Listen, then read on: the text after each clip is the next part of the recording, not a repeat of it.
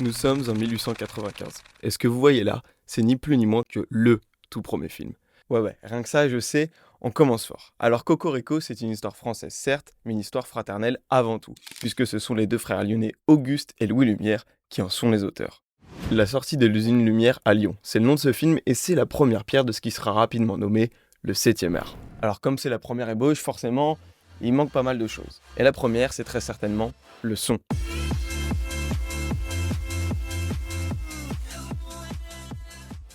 Il faudra attendre 1927, soit presque 30 années, pour que voit le jour le premier film à dialogue synchronisé avec The Jazz Singer.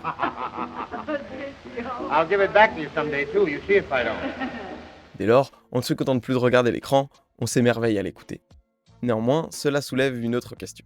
Et oui, si on veut exporter ces films, alors comment les rendre compréhensibles auprès des personnes ne parlant pas la langue de ces derniers? Bon ni une ni deux, on teste. Sous-titres, scènes tournées et retournées dans plusieurs langues, ou même auto-doublage, on se dirige vers quelque chose jusqu'à la fin des années 1950, où ça commence à devenir une norme pour tous les studios de production. Allez, on repart encore pour un bond dans le temps afin d'arriver à la fin des années 90, avec l'arrivée du numérique et le début d'une révolution. D'une consécration pour les professionnels du milieu. Du script au montage en passant bien sûr par l'enregistrement et le mixage, tout s'améliore, tout s'accélère. Pro Tools, Nuendo, Fairlight 5.1, 7.1, Isotope, des termes que vous avez peut-être même déjà entendus, et pour cause. C'est grâce à toutes ces avancées technologiques que le dubbing, comme disent nos confrères anglophones, et même le cinéma en général, est ce qu'il est aujourd'hui. Ah oui, et pas que pour le cinéma d'ailleurs.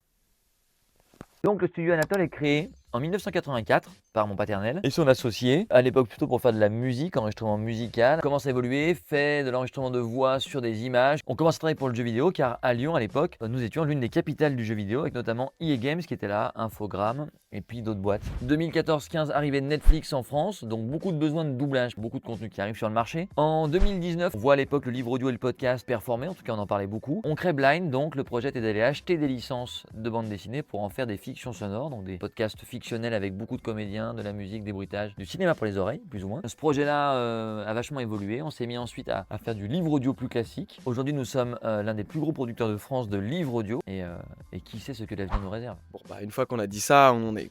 Devinez quoi, on repart encore une fois, 3 décennies plus tard. L'intelligence artificielle. L'intelligence artificielle. L'intelligence artificielle. L'intelligence artificielle. L'intelligence artificielle. Ce n'est pourtant pas un terme si nouveau, mais l'intelligence artificielle telle qu'on la connaît aujourd'hui est relativement récente. Elle a réussi à imprégner notre quotidien d'une vitesse fulgurante, générant alors multiples débats, problématiques ou encore conflits. Dans notre cas alors, comment se manifeste-t-elle en 2025 ? Automatisation des tâches, génération rapide de voix off temporaire, ajustement automatique des dialogues, nettoyage des pistes. De prime abord, pour la partie technique, on est sur des gains de temps phénoménaux. Une réponse idéale à l'accélération des cadences de production et aux diverses pressions budgétaires. Alors bien sûr, déléguer autant de machines, c'est pas quelque chose de nouveau, et sa question éthique non plus. Ça peut nous arriver d'avoir ce qu'on appelle des retakes, ce qui implique que le comédien ou la comédienne doit revenir au studio pour pouvoir réenregistrer sa phrase. Pour des raisons diverses et variées, le comédien ou la comédienne peut ne pas être disponible, le faire revenir pour juste changer un mot alors qu'il doit faire, 40 minutes de voiture. On a un logiciel qui s'appelle Eleven Labs qui nous permet de pouvoir rescanner la voix de la personne et quand on a besoin par exemple de modifier ne serait-ce qu'un petit mot ou une petite syllabe qu'à glisser ou des fois juste un tout petit truc à modifier, on se permet de pouvoir réinscrire la phrase dans ce logiciel et après de le mélanger avec notre prise réelle. Donc ça nous sert plus de petits patchs. Il y a une dimension que l'IA ne gère pas pour le moment, c'est la dimension artistique et intentionnelle du jeu. C'est une petite équipe de tournage en fait dans l'absolu le doublage. Donc il y a forcément un rapport humain, il y a un rapport d'échange. Quand on doit aller chercher des nuances ou des saveurs fines, pour le moment l'IA ne sait pas faire. Tout le travail je pense de vérification, tout le contrôle quality de notre travail. C'est un travail qui est assez fastidieux parce qu'il faut tout réécouter, tout vérifier. Typiquement, je pense par exemple au livre audio. On a un logiciel qui s'appelle Posotron qui nous permet de pouvoir réécouter tout le texte et de vérifier s'il est bien raccord avec le texte d'origine. S'il y a des changements, l'IA peut inscrire directement ces changements-là. Là où elle a un intérêt, c'est qu'elle permet d'assister les humains dans des tâches qui sont redondantes. C'est quand même assez pratique, ça nous permet de faciliter le travail pour tout le monde, quoi. Bon, concrètement, ça ressemble plus à une aubaine qu'à une réelle menace pour nos ingénieurs du son, nos amoureux du potard. Mais en amont aussi, il y a des concernés, à la production par exemple.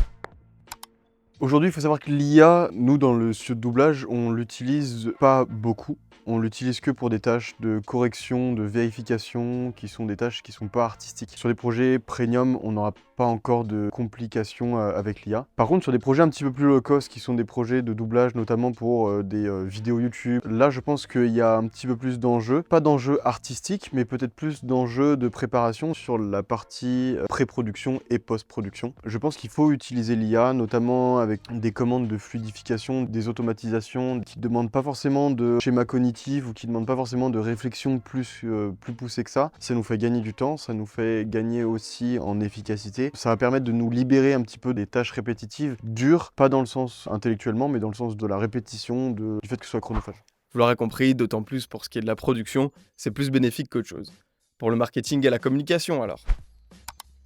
La stratégie et le marketing, tout le monde, dans tous les secteurs aujourd'hui, utilise ChatGPT. C'est dans la partie création qu'on s'est posé la question de est-ce que ça peut nous remplacer? Est-ce que ça va nous aider? Ou est-ce qu'en fait on va laisser le truc de côté parce que ça n'a aucun intérêt pour nous? Et avec l'équipe de communication, on a commencé à essayer d'utiliser l'IA déjà dans le cadre de la rédaction de scripts, notamment par exemple de vidéos, admettons, de trailers ou de choses comme ça pour promouvoir un produit. On avait les informations en tête, on les écrivait, en fait l'IA nous aidait juste à le structurer, le rendre plus adéquat aux usages des réseaux sociaux. Ça, on l'a laissé un peu de côté. C'est dans la création par contre, on a commencé à essayer de l'utiliser pour nous aider sur des points où on avait des difficultés ou des lacunes. Par exemple, ici chez Studio Anatole, on a des gens qui sont auto-formés à la création graphique, vidéo, mais peu de gens spécialisés. Donc forcément, on a des lacunes dans des assets très spécifiques, comme du motion design avancé, de la 3D. En même temps, on est une boîte d'audio, on va pas commencer à former des gens à la 3D ici. Donc l'IA, en fait, arrive là. Ce que nous proposent les IA, qu'elles soient gratuites ou payantes. Aujourd'hui, si on n'a pas une grande connaissance du prompt engineering ou de l'utilisation même profonde des IA, un créatif lambda ne saura pas l'exploiter à bon escient. Honnêtement, je sais pas si c'est parce que l'IA n'est pas assez avancée ou si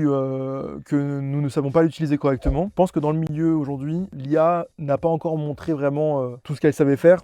Ça va sûrement arriver dans le futur proche parce qu'on voit à quel point ça avance. Les gens ne sont plus dupes aujourd'hui, les gens voient l'IA. Elle n'est pas assez subtile pour passer à travers. Il y a eu des productions déjà, des grosses productions hollywoodiennes qui ont été passées par IA. Ça fait des scandales. Les gens ne sont pas prêts déjà de voir ça, n'ont pas envie, et l'IA n'est pas prête.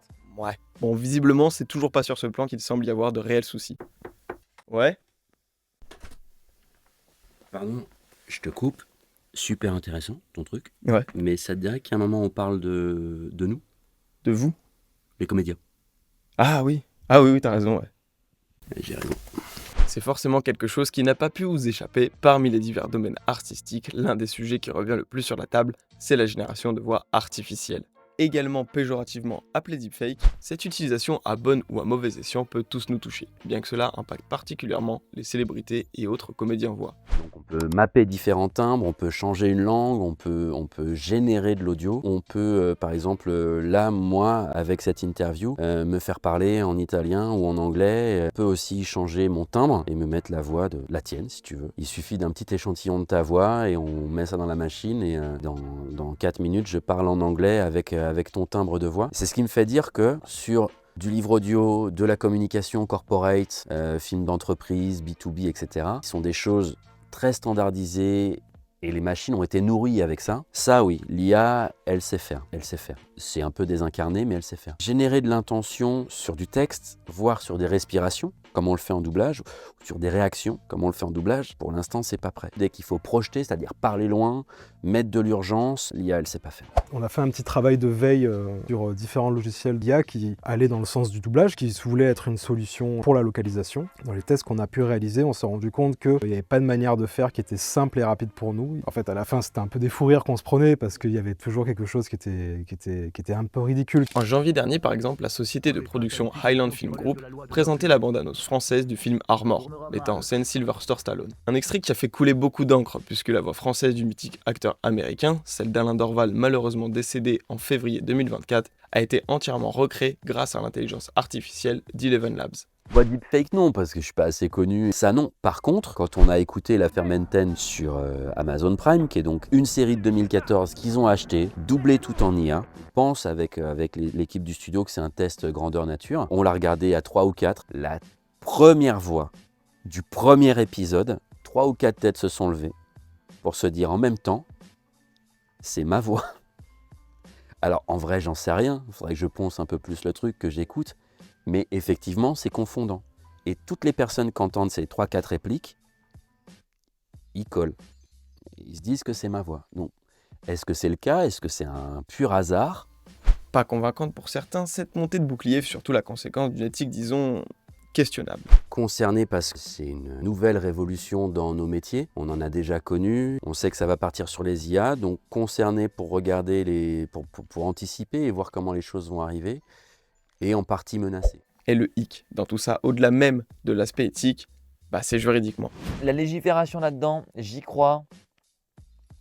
J'y crois pas, j'y crois moyen, alors qu'on oblige effectivement ceux qui s'en servent à le marquer, qu'on oblige les télévisions à avoir un certain pourcentage de volume, de contenu qui ne soit pas fait par des IA, qu'on oblige la traçabilité, tout ça complètement. Nos productions vocales, elles sont protégées par le RGPD, c'est-à-dire que normalement nos employeurs n'ont pas le droit de les vendre s'ils sont sollicités par un éditeur d'IA sans nous en informer. Et nous, on peut leur demander s'ils l'ont fait. Et voilà. Après, on a des contrats de travail. Et dans ces contrats de travail, moi, ça m'est arrivé, j'ai accepté de céder tous mes droits pour travailler. Si je signais pas ce contrat où je cédais tous mes droits, je travaillais pas, c'était quelqu'un d'autre. On se posait pas encore la question de l'IA. Donc, quelque part, ces productions-là, le SFA, ils essaient de trouver un cadre légal pour le recours à l'IA. Ce sera rédigé dans les contrats. Les syndicats veulent que ça soit une option non de base pour l'utilisation de notre voix. Les plateformes veulent que ce soit une option oui de base, si certaines conditions sont remplies, pour l'utilisation de notre voix. Aujourd'hui, le bras de fer, il se joue à cet endroit-là. Ça n'empêche que les contrats qui vont venir auront des clauses IA, mais pendant des années, on a produit de la voix sans clause. Et au-delà de ça, comment je vais savoir que ma voix a été utilisée à un endroit? Il faudrait que je demande à Amazon ou que je me renseigne sur quelle techno a été utilisée pour doubler cette série. Que je contacte l'éditeur et que je leur dise, j'ai l'impression de m'être entendu dans le machin, je veux savoir comment vous avez nourri votre bête. Je saurais jamais. C'est David contre Goliath, quoi. Enfin, je veux dire, on n'est personne face à des boîtes avec des enjeux économiques et des appuis politiques énormes. Alors, faut-il craindre cette intelligence artificielle qui apprend à parler, à jouer, à imiter? Peut-être. Ça crée quand même 2 précédents, et cette bonne annonce et la série qui est sur Prime, qui sont plutôt rassurants. On se dit, en fait, on a encore du temps devant nous. L'IA n'est pas efficace, l'IA coûte cher, l'IA ne fait pas encore de la qualité. Est-ce que l'objectif de l'IA est de réussir aujourd'hui à faire du doublage de qualité pour qu'on puisse le diffuser sur nos plateformes et nos télévisions? Je n'en suis pas sûr. En tout cas, le gap est encore assez énorme à produire. Aujourd'hui, il va falloir se battre de plein de façons différentes. Le rapport qualité-prix est au centre du débat, l'efficacité et l'intention seront nos armes dans ce combat qui ne fait que commencer. En réalité, il faudra surtout apprendre à composer avec elle. Comme chaque révolution technologique, elle ne remplace pas tout, elle redéfinit. Alors c'est à nous, humains, de décider ce que nous voulons qu'elle dise ou taise. Merci de m'avoir écouté, c'était Sacha, et comme je suis pas youtubeur, j'ai pas d'outro.